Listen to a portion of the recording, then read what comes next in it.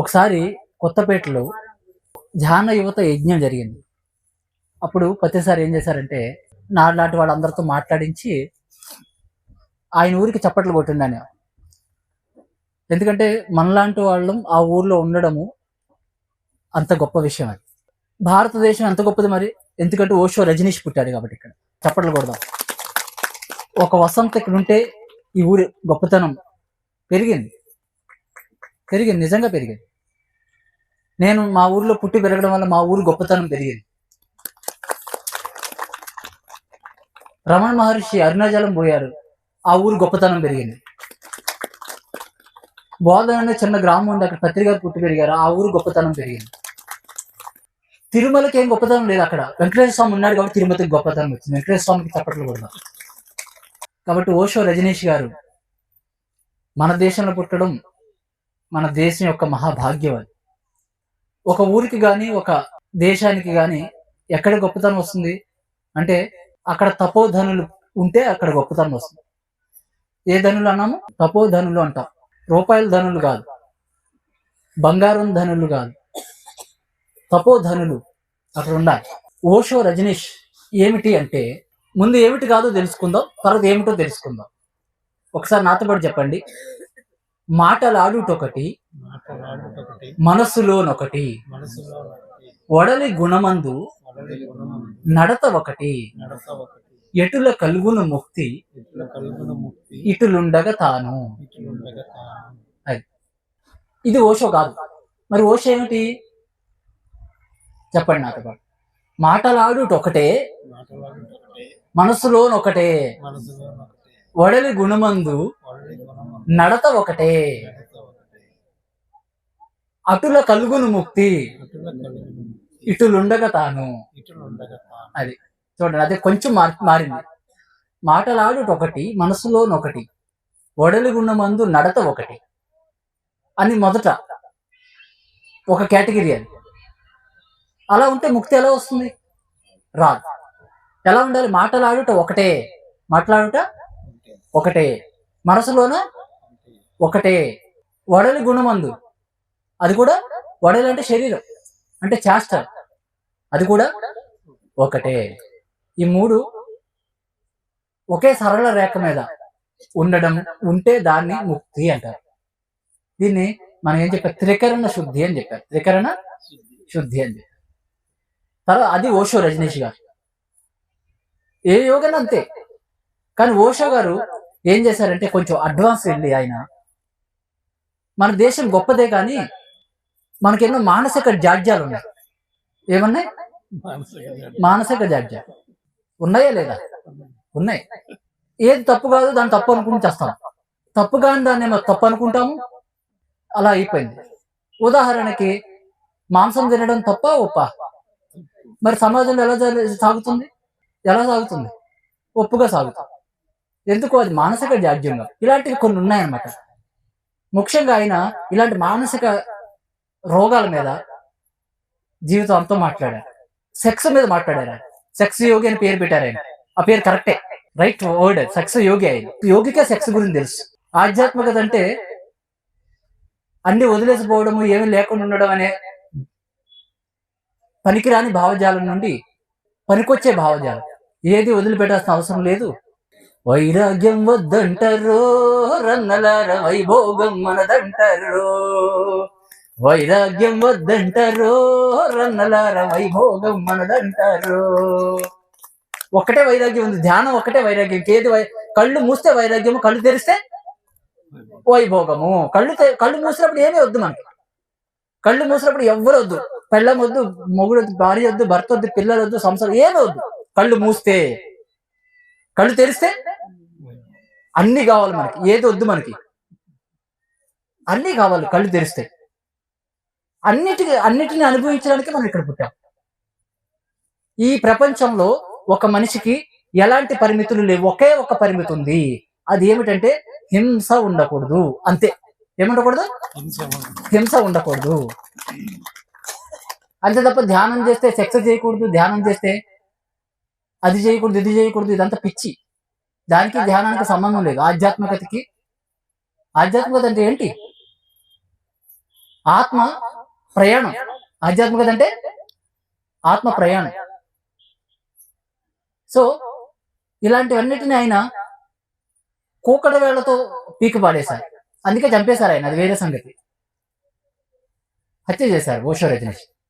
మహానుభావుడు పుడితే ఆయన మనం భరించలేదు, చంపేస్తారు. ఇప్పుడు నేను ఈ సెక్స్ గురించి మాట్లాడుతున్నాను అనుకోండి, ఇక్కడ ఈ రంగంపేటలో నన్ను కూడా కొట్టచ్చు ఎక్కడో చోట. ఏవో ఇక్కడే కొడదాం అనుకున్న వాళ్ళు ఉండొచ్చు ఒకళ్ళిద్దరు. ఏంది ఇది ఏ స్టేజ్ లో కూర్చొని ఏం మాట్లాడుతున్నాడు, అలాంటి భావజాలం ఉంది. దాన్ని ఆయన కూకట వేళ్లతో రెక్కలించి వేశారు. ఆధ్యాత్మికతలో ఉంటే తాగడం తప్ప. ఈరోజు మీకు మందు గురించి చెప్తా. ఇవాళ తెలుసుకోవాలి మనం సరిగ్గా. మిడిమిడి జ్ఞానంతో రకరకాలుగా ఉన్నాం. మిడిమిడి జ్ఞానం ఉండకూడదు, సరి అయిన ఆరోగ్యకరమైన జ్ఞానం ఉండాలి మనకి. జ్ఞానం అప్పుడే అది పరిపూర్ణంగా ఉంటుంది. ఇవన్నీ అపోహలు ఉన్నాయన్నమాట. ఆల్కహాల్ అనే వర్డ్ ఎక్కడి నుంచి వచ్చిందంటే ఆల్ ఖైదా ఆల్ ఖుదా అనే పదాల నుంచి వచ్చిందని నేను విన్నాను. ఆల్ ఖైదా ఆల్ ఖుదా అంటే అర్థం ఏంటంటే దివ్యత్వము అని అర్థం. స్వతహాగా ఏది చెడ్డది కాదు. ఉదాహరణకి కత్తి ఉంది. కత్తి చెడ్డదండి? కత్తి చెడ్డదా? కత్తిని ఇక్కడ ఉన్నవాళ్ళు అందరూ వాడుతున్నారా లేదా? రోజు కత్తి లేకపోతే మన జీవితం వెళ్ళదు. దేనికి వాడతాం మన కత్తిని? కూరగాయలు కట్ చేయడానికి వాడతాం. కత్తిని చౌదరి గారు పడవడానికి కూడా వాడచ్చు. వాడితే శ్రీనివాస్ గారిని పడవచ్చు కత్తి తీసుకుని. వాడచ్చా వాడకూడదు కత్తిని? కత్తి చెడ్డది కాదు. ఆ కత్తి ఏ చేతిలో ఉంది అది దాని మీద ఆధారపడి ఉంటుంది. అలాగే ఆల్కహాల్ చెడ్డది కాదు. మందు చెడ్డదా? మందు చెడ్డది కాదు. సెక్స్ చెడ్డది కాదు. అది ఏ వ్యక్తి చేతిలో ఉంది దాని మీద ఆధారపడి ఉంటుంది. దేవతలు, రాక్షసులు రెండు రకాలు ఉన్నారు ఈ మనుషుల్లో. మనకు ఒక స్టోరీ ఉంది. పూర్వం పాల సముద్రాన్ని మదించారు. అందరూ తెలుసుగా స్టోరీ? తెలుసా తెలీదా? తెలుసు. ముందు ఏమొచ్చింది? పాల సముద్రాన్ని మదించినప్పుడు విషం వచ్చింది. తర్వాత విషయం ఎవరికి వచ్చింది? రాక్షసులకు వచ్చింది. అమృతం ఎవరికి వచ్చింది? దేవతలకు వచ్చింది. అప్పుడు ఏం జరిగింది? ఒక రాక్షసుడు ఆ దేవతల గుంపులోకి వేషం మార్చుకుని దూరాడు. తెలిసిన స్టోరీ. దూరి ఇలా దోశలు పెట్టాడు అందరికి అమృతం పోస్తుంటే. ఆ అమృతాన్ని ఆయన రాక్షసుని తాగనిచ్చారా? తాగనివ్వలేదు. ఎందుకు తాగనివ్వలేదు? రాక్షసుని ఆ అమృతం ఎందుకు తాగనివ్వలేదు? ఎందుకంటే ఆయనకి అర్హత లేదు. ఎలాగైతే ఒక కత్తి ఒక క్రూరుడి చేతిలో ఉందనుకోండి, వాడికి ఆ కత్తి పట్టుకునే అర్హత లేదు. కత్తి ఎవరి చేతిలో ఉండాలి? ఒక సాత్వికుడి చేతిలో ఉండాలి. అలాగే ఈ ఆల్కహాల్ ఇవన్నీ ఎవరు చేయాలంటే ఎవడైతే తన మీద తన ఆధిపత్యం సంపాదించాడో వాడికి అర్హత ఉంది, అది తాగే అర్హత. అర్థమైందా? తన మీద తాను ఆధిపత్యం సంపాదించమని ఏమంటారంటే గాడ్ అంటారు. ఆయనకే ఉంది ఆ రైట్. ఎందుకంటే ఆయనే దాన్ని సరిగా ఉపయోగించుకుంటాడు. అందుకే మన ఊళ్ళో చూస్తాము, 2 పెగ్గలేసి ఊరంతా పెంట పెంట చేసే వాళ్ళు ఉన్నారా లేదా? ఇల్లంతా నరకం సృష్టిస్తారు. 2 పెగ్గలు వేస్తాడు. ఎందుకు? వాళ్ళ లోపల గుణాలన్నీ రాక్షసుల గుణాలు ఉన్నాయి. వాడు తాగింది అమృతం. గుణాలేమో రాక్షస గుణాలు ఉన్నాయి, తాగిందేమో అమృతం తాగాడు. ఆల్కహాల్ అంటే అమృతమే. ఆల్కహాల్ చెడ్డది కాదు, గుర్తుపెట్టుకోండి.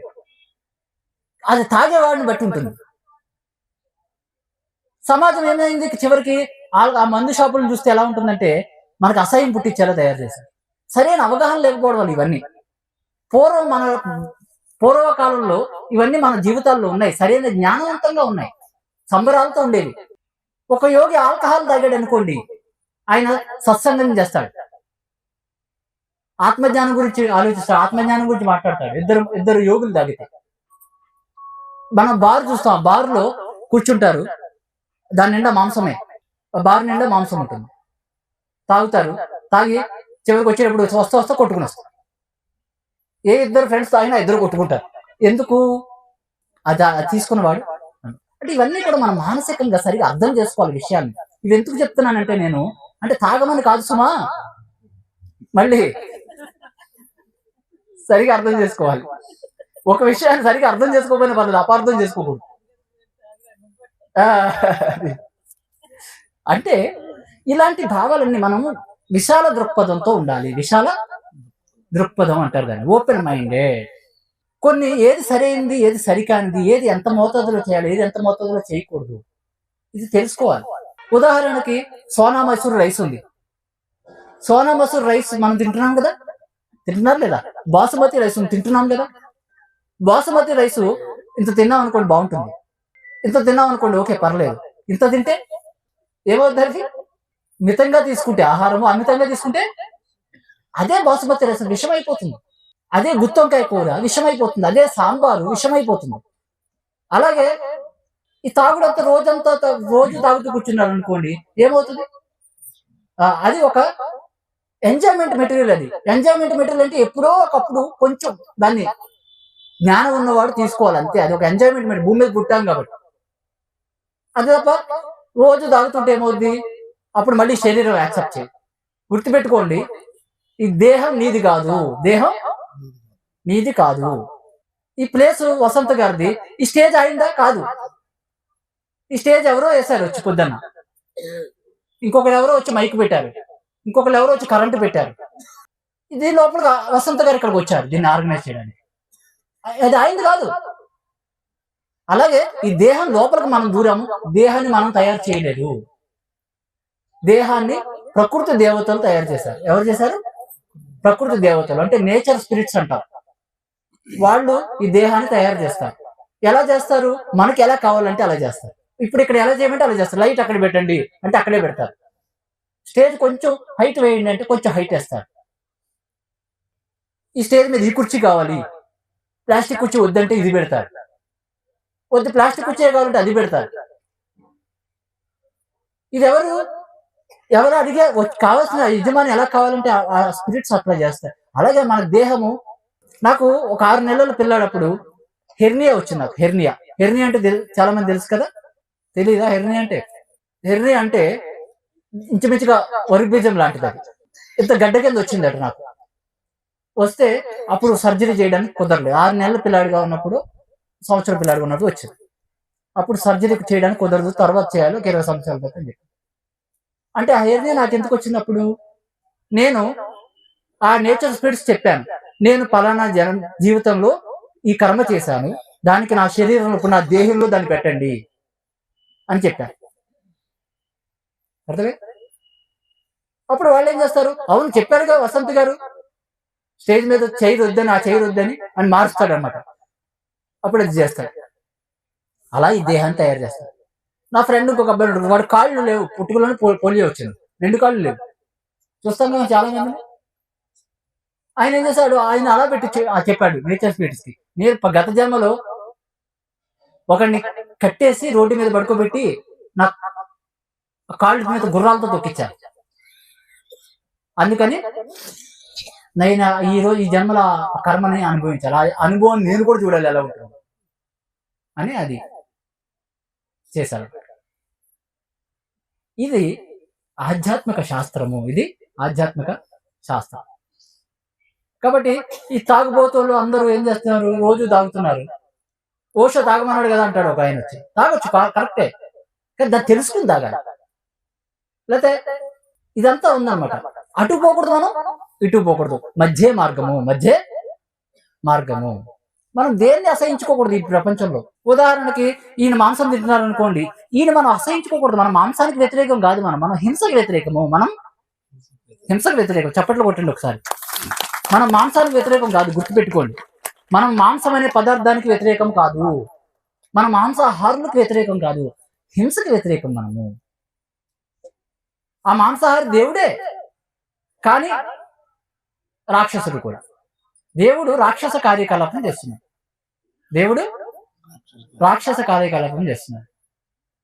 మనం అందరినీ దేవుడిని పిలుస్తాం. ఎందుకు? ఉన్నది అదే కాబట్టి. శనిగాడు ఉన్నాడు, శనిగాడు అంటాం కదా మనం, శనిగాడు అంటాంగా, అంటే శనిదేవుడు. శనిగాడు ఇంకో పేరేంటి?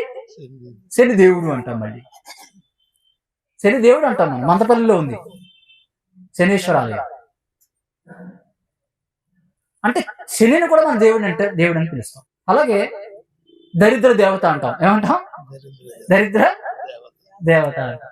అలా మనం విషయాలు సరిగా అర్థం చేసుకుని మనం దేన్ని కూడా వ్యతిరేకించకుండా, ఏ వ్యక్తిని వ్యతిరేకించకూడదు. ఇప్పుడు ఈయన మందు కొట్టారనుకోండి, ఈయన మాస్టర్ కాకుండా పోతాడు మందు తాగితే. పోతారా? ఆయన అలవాటు లేదా ఆయన ఇష్టము ఆయన వ్యక్తిత్వాన్ని ప్రభావితం చేస్తుందా? చేయదు. అలాగే మనం అస్ఖలిత బ్రహ్మచారులు అవ్వాలి.